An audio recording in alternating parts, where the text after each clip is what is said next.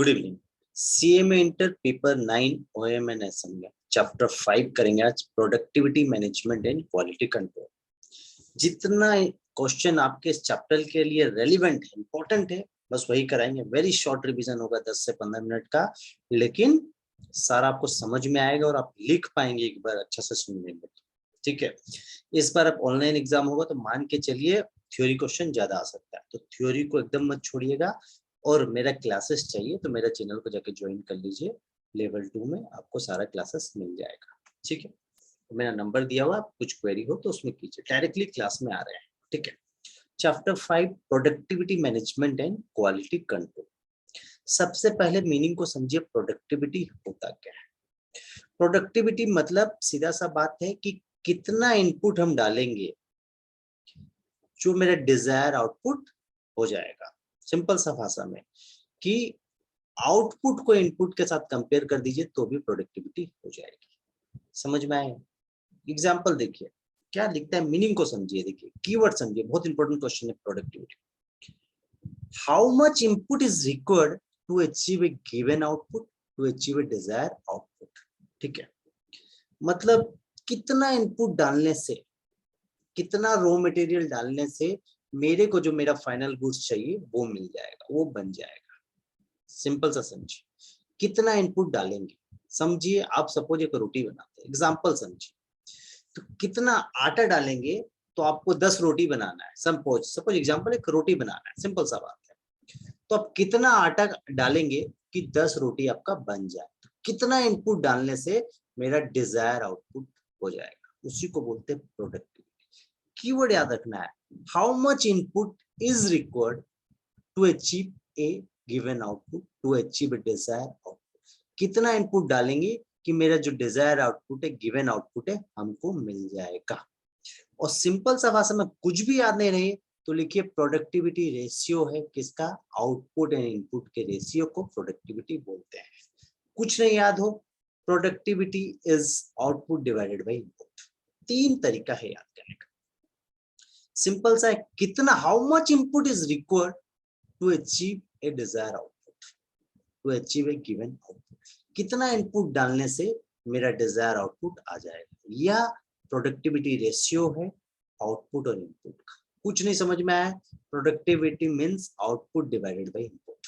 बस तीनों में से कुछ भी लिख देंगे राइट होगा, तीनों चीज लिखेंगे तो बहुत अच्छा होगा। सिंपल सा मीनिंग समझिए। मॉडल ऑफ प्रोडक्टिविटी, प्रोडक्टिविटी निकालने का क्या क्या तरीका हो सकता है, ये 3 नाम आपको याद है। एक होता है रेशियो मेथड, रेशियो के तरीका से निकाल सकते हैं। दूसरा फंक्शन मेथड, तीसरा है performance objectivity productivity. Performance method लिख देंगे तो भी चलेगा, मतलब रेशियो के बेसिस में, फंक्शन के बेसिस में और परफॉर्मेंस के बेसिस में प्रोडक्टिविटी निकाली जा सकती है। रेशियो के बेसिस में, फंक्शन के बेसिस में और परफॉर्मेंस के बेसिस में। एग्जाम क्वेश्चन में ध्यान से सुनिएगा, जिस चीज को मैं रीडिंग किया हूं उसको तो गलती से भी मत छोड़िएगा। नेक्स्ट क्वेश्चन आता है टीक्यू, ध्यान से सुनिएगा। टीक्यू बहुत इंपॉर्टेंट क्वेश्चन एग्जाम के लिए। टीक्यूएम टोटल क्वालिटी मैनेजमेंट, बहुत इंपॉर्टेंट है एग्जाम के लिए। इस बार ध्यान से सुनिएगा, टीक्यूएम आपको याद हो जाएगा। टीक्यूएम सिंपल सा मीनिंग समझे, it describe everyone involved in the organization to improve quality in a continuous effort and achieve customer satisfaction। मतलब ऑर्गेनाइजेशन में जितना आदमी भी है सब एकदम काम में पूरी तरह इन्वॉल्व हो जाएगा। सबका पर्पस होना चाहिए कि गुड्स का क्वालिटी इंप्रूव और पूरा कंटिन्यू उसमें एफर्ट लगाते रहे। मतलब सारा एम्प्लॉय पूरी तरह काम में जुट जाए और सब एम्प्लॉय का एक ही पर्पस होना चाहिए, क्वालिटी इंप्रूवमेंट बस। और उसमें पूरा कंटिन्यूअस एफर्ट दे और कस्टमर को सेटिस्फाइड करे।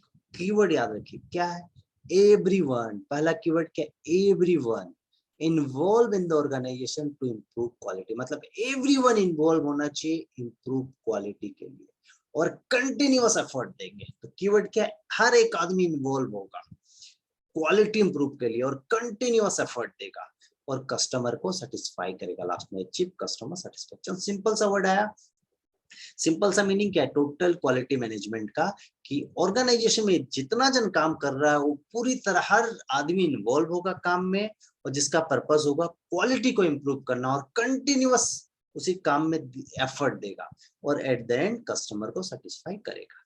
इसका पर्पस यही है। देखिए बेसिक कंसेप्ट ऑफ टीक्यू। अब देखिए हर आदमी काम में इन्वॉल्व होगा तो उसके लिए सबसे बड़ा चीज क्या है, बड़ा जो टॉप मैनेजमेंट है उसका पूरा सपोर्ट चाहिए।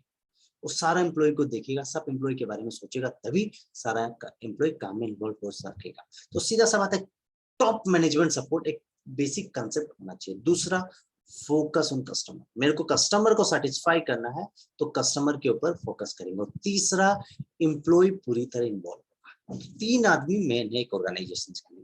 एक होता है टॉप मैनेजमेंट जो ऊपर में काम कर रहा है, दूसरा होता है कस्टमर, और तीसरा होता है ऊपर के नीचे जो काम कर रहा है उसको बोलते हैं एम्प्लॉय। तो तीन आदमी का रोल बहुत अच्छा होता है। तो टॉप मैनेजमेंट का सपोर्ट चाहिए, कस्टमर के ऊपर फोकस करेंगे और एम्प्लॉय पूरी तरह इन्वॉल्व होगा। और एक तो कंटिन्यूअस इंप्रूवमेंट और एक बार आएगा, मतलब इन्वॉल्व तो होगा और कंटिन्यू उस चीज में इन्वॉल्व रहेगा, उसको काइजन टेक्नोलॉजी बोलते हैं। नीचे मैं पढ़ाऊंगा क्या है। और जो सप्लायर है उसके साथ पार्टनरशिप कर लेंगे। सिंपल सा 5 पॉइंट, इतना याद रखें काफी। एसेंशियल ऑफ टीक्यूएम या फोकस ऑफ टीक्यूएम क्या है। देखिए पर्पस क्या है, टीक्यूएम किस चीज पे फोकस करता है बोलना चाहता है। तो टीक्यूएम सबसे पहला कस्टमर को सेटिस्फाई करना चाहता है और कंपनी का जो क्वालिटी इंप्रूवमेंट चाहता है, ये हमको भी पता है। दो चीज इसका डेफिनेशन से समझ में आता है, customer satisfaction and quality improvement. यदि क्वालिटी इंप्रूवमेंट करेगा तो क्वालिटी के लिए पॉलिसी बनाएगा, तो क्वालिटी पॉलिसी। ये 3 पॉइंट आपको याद हो गया, customer satisfaction, quality improvement and quality policy. उसके बाद क्या है, एम्प्लॉय का पूरी तरह इन्वॉल्वमेंट चाहिए और वर्कर का भी पूरी तरह इन्वॉल्वमेंट चाहिए। तो सिंपल सा 5 पॉइंट आपको याद रखना है, customer satisfaction, quality improvement, quality policy, employ involvement, पूरी तरह एम्प्लॉय का इन्वॉल्वमेंट चाहिए और वर्कर लोगों का पूरा इन्वॉल्वमेंट चाहिए। ठीक है, अब देखिए नेक्स्ट चीज है काइजन। ये एग्जाम के लिए बहुत इंपॉर्टेंट है, ध्यान से सुनिएगा। Kaizen is a Japanese word. ये क्या है, जापानीज वर्ड है, याद रखिएगा। दूसरा पॉइंट क्या है, काई मीन्स होता है चेंज और जेन मीन्स होता है बेटर। याद देखिए दस kaizen means change for the better. Simple सा चीज है, ये क्या है, जापानीज वर्ड है, याद रखिएगा। दूसरा पॉइंट क्या है, काई मतलब चेंज और जेन मतलब बेटर। तो काइजन मीन्स क्या, change for the better. Simple सा चीज है, it's implies continuous improvement done consistently. मतलब काइजन फोकस करता है कि कंटिन्यू इंप्रूवमेंट होना चाहिए कंसिस्टेंटली। तो मेन फोकस पॉइंट क्या है काइजन का, कि कंटिन्यूअस इंप्रूवमेंट। कीवर्ड क्या है, काइजन मींस कंटिन्यूअस इंप्रूवमेंट लिख देंगे, कंसिस्टेंटली तो सही हो जाएगा, कुछ नहीं लिखना। काइजन एक जापानीज टर्म है, काई मतलब चेंज होता है, जेन मतलब होता है बेटर। तो काइजन का सिंपल मीनिंग होता है चेंज फॉर द बेटर, लेकिन इसका कीवर्ड क्या है जो मेन इस चैप्टर से रिलेटेड क्या है, कंटिन्यूअस इंप्रूवमेंट कंसिस्टेंटली। याद रखिएगा। अब देखिए काइजन का सिंपली मीनिंग होता है इंप्रूवमेंट, ऑनगोइंग इंप्रूवमेंट। मतलब कंटिन्यूअस इंप्रूवमेंट मतलब क्या, इंप्रूवमेंट होगा, फिर ongoing improvement involving everyone in the organisation from doorman to the chairman. मतलब हर आदमी ऑर्गेनाइजेशन में इन्वॉल्व होगा तभी इंप्रूवमेंट होगा, ऑनगोइंग इंप्रूवमेंट होगा। याद रखिएगा। तो काइजन का सिंपल सा मीनिंग क्या है, इंप्रूवमेंट, ऑनगोइंग इंप्रूवमेंट, इंप्रूवमेंट हो रहा है उसके बाद भी कंटिन्यू इंप्रूवमेंट होगा, involving everyone in the organisation from doorman to the chairman. Simple सा चीज। एडवांटेज क्या है, याद देखिए। सिंपल सा पहला एडवांटेज, कुछ भी नहीं पता है तो काइजन मतलब हमको पता है कंटिन्यूअस इंप्रूवमेंट कंसिस्टेंटली होता है। मतलब ये चीज आ गया, कंटिन्यूअस इंप्रूवमेंट तो एक एडवांटेज होना चाहिए। दूसरा, हर आदमी यदि काम में इन्वॉल्व होगा तो आइडियल टाइम क्या होगा, कम हो जाएगा, reduce wastage of ideal time या रिड्यूस वेस्टेज ऑफ टाइम। तीसरा, यदि हर आदमी इन्वॉल्व होगा तो क्वालिटी इंप्रूव हो जाएगा, इंप्रूव प्रोडक्ट क्वालिटी और फुल इन्वॉल्वमेंट ऑफ एम्प्लॉय। ये 4 पॉइंट आप नॉलेज से लिख सकते हैं, काइजन का मीनिंग समझ गए तो। Continuous improvement, reduce wastage of time, improve product quality और फुल इन्वॉल्वमेंट ऑफ एम्प्लॉय।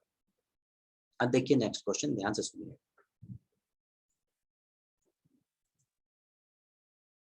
देखिएगा ये बहुत इंपॉर्टेंट क्वेश्चन है, ISO स्टैंडर्ड्स। ठीक है, एग्जाम के लिए बहुत जरूरी है। ठीक है, बोलता है 1987 में यूरोपियन यूनियन ने इसे बनाया था। ISO स्टैंडर्ड यूरोपियन यूनियन ने बनाया था, इतना याद रखना। यूरोपियन जब यूरोपियन यूनियन ने बनाया था तो अपना जो है सारा कंपनी के ऊपर एप्लीकेबल कर दिया था, वो याद नहीं रखना है, सिर्फ आपको ये याद रखना है 1987 में यूरोपियन यूनियन ने एस्टैब्लिश किया था आईएसओ स्टैंडर्ड का। ठीक है, दो प्रकार का आईएसओ स्टैंडर्ड होता है, आईएसओ 9000 एंड आईएसओ 14000। ठीक है, आईएसओ 9000 डील करता है आपका क्वालिटी ऑफ द प्रोडक्ट, जो आप प्रोडक्ट मैन्युफैक्चर करता है उसका क्वालिटी का स्टैंडर्ड को मेंटेन करने बोलता है, क्वालिटी के ऊपर है। और आईएसओ 14000 जो डील करता है minimisation of harmful effect to the environment, माने पोल्यूशन जो एनवायरनमेंट के ऊपर हार्मफुल इफेक्ट कम से कम होना चाहिए।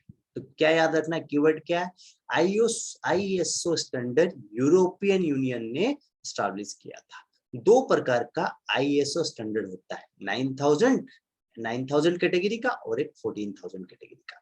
9000 category deals with the quality of the product और 14000 डील करता है मिनिमाइजेशन ऑफ हार्मफुल इफेक्ट, मतलब जो इन्वायरमेंट जो गैसेस जो हार्मफुल गैसेस होता है उसके ऊपर है, तो harmful effect of the environment उसको कम से कम करना, हार्मफुल जो गैस बनता है आपका कम से कम पैदा करना है। अब देखिए फर्दर 9000 तीन कैटेगरी में फर्दर क्लासिफाइड हुआ था, 9001, 9002, 9003, खाली नाम याद रखना। 9001 आपको पता है 9000 सारा क्वालिटी के ऊपर डील करता है, तो 9001 डील्स करता है quality assurance in design, production, installation and servicing, बस ये चार नाम याद है। 9002 डील करता है प्रोडक्शन एंड इंस्टॉलेशन के ऊपर, quality assurance in production and installation, and 9000 deals final inspection. बस ये नाम याद रख लेना, उससे ज्यादा इसमें पढ़ने लायक कुछ नहीं। और ये एक बहुत इंपॉर्टेंट क्वेश्चन है जो एग्जाम में आता है, step to be taken for ISO implementation. एक कंपनी आईएसओ इम्प्लीमेंटेशन करना चाहता है तो उसके लिए क्या क्या स्टेप, तो सबसे पहला है कि उसका टॉप मैनेजमेंट सपोर्ट करेगा, कमिटमेंट करेगा कि हम जो भी खर्चा होगा पेयर करेंगे, एक्सपेंसिव होता है, जितना कंप्लायंस होगा करना पड़ेगा, तो टॉप मैनेजमेंट का कमिटमेंट चाहिए। उसके बाद जैसे टॉप मैनेजमेंट कंप्लीट करेगा तो टीम बनाएगा, इम्प्लीमेंटेशन टीम। टीम बनाने के बाद सबको ट्रेनिंग देगा। सिंपल सा देखिए, चीजों को समझिए। सबसे पहले टॉप मैनेजमेंट का कमिटमेंट चाहिए, एस्टैब्लिश करेगा इम्प्लीमेंटेशन टीम, टीम के बाद ट्रेनिंग देगा, उसके बाद रिव्यू करेगा, उसका रिव्यू द प्रेजेंट सिस्टम को रिव्यू करेगा, क्या क्या चेंज होना चाहिए आईएसओ स्टैंडर्ड के हिसाब से। फिर नया सिस्टम को इंस्टॉल करेगा, इंस्टॉल न्यू सिस्टम। फिर इंटरनल ऑडिट होगा और असेसमेंट ऑडिट होगा। ये 4-5 पॉइंट आपको याद करना है। टॉप मैनेजमेंट का सपोर्ट चाहिए, कमिटमेंट चाहिए, स्टैब्लिश करेगा इम्प्लीमेंटेशन टीम, फिर सबको ट्रेनिंग करेगा, रिव्यू करेगा प्रेजेंट सिस्टम, इंस्टॉल करेगा न्यू सिस्टम, और इंटरनल ऑडिट होगा और असेसमेंट ऑडिट होगा। बस इससे ज्यादा आपको याद नहीं करना है। देखिए बेंचमार्किंग, देखिए नेक्स्ट क्वेश्चन है बेंचमार्किंग। देखिए बेंचमार्किंग इंस्टीट्यूट का थोड़ा सा फेवरेट टॉपिक है, इस पे क्वेश्चन बनता है।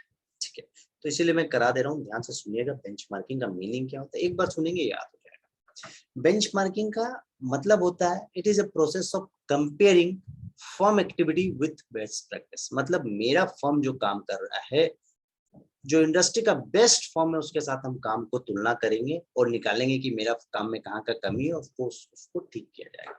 मतलब अपना प्रैक्टिस को, अपना काम को मेरा जो इस इंडस्ट्री का बेस्ट काम है उसके साथ कंपेयर करेंगे।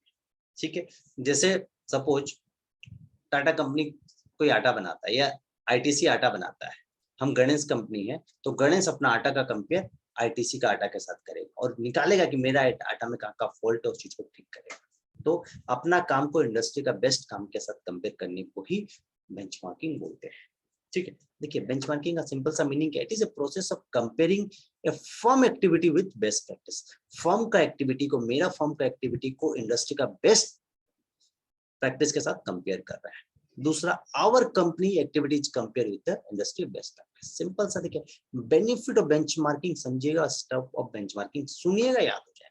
बेनिफिट क्या है, हम यदि अपना काम को दूसरा के साथ कंपेयर कर रहे हैं तो इसका मतलब क्या है कि हम कुछ चेंजेस के बारे में सोच रहे हैं, मेरे को कुछ चेंजेस करना है, तो प्रपोजल फॉर चेंज तब, और यदि चेंज करेंगे तो नया प्रैक्टिस अडॉप्ट करना पड़ेगा। और अपना यदि फॉर्म कंपेयर कर रहे हैं तो शेयरिंग ऑफ इंफॉर्मेशन हो रहा है दूसरा का भी, और फाइंड बेस्ट प्रैक्टिस। सिंपल सा, proposal for change, adoption of new practice, sharing of information and find best practice. Simple सा चीज। ध्यान से सुनिएगा। दूसरा चीज, अब आता है स्टेप्स ऑफ बेंचमार्किंग। बेंचमार्किंग का क्या क्या स्टेप होना चाहिए, क्या क्या तरीका होना चाहिए। सबसे पहले तो सब्जेक्ट खोजना कि किस सब्जेक्ट में हम काम करेंगे। ध्यान से सुनिए, ध्यान से सुनिएगा। स्टेप्स फॉर बेंचमार्किंग, सबसे पहले हमको क्या करना है, सब्जेक्ट खोजना है, किस सब्जेक्ट में हम कंपैरिजन करेंगे। उसके बाद एक टीम बनाएंगे, उसके बाद पार्टनर जिसके साथ कंपेयर करेंगे उसको खोजेंगे।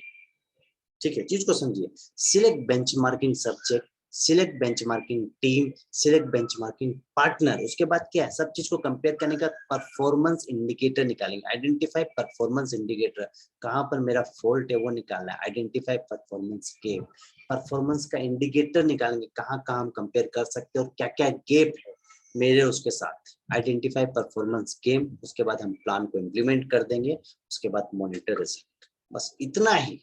मेरा क्लासेस चाहिए तो मेरे चैनल में जाके ज्वाइन हो जाइए। सिर्फ 100 रुपीज ले रहा हूँ मैं, और आपको OMSM plus IDT plus audit plus low and ethics का सारा क्लासेस मिलेगा with MCQ chapter wise. Thank you.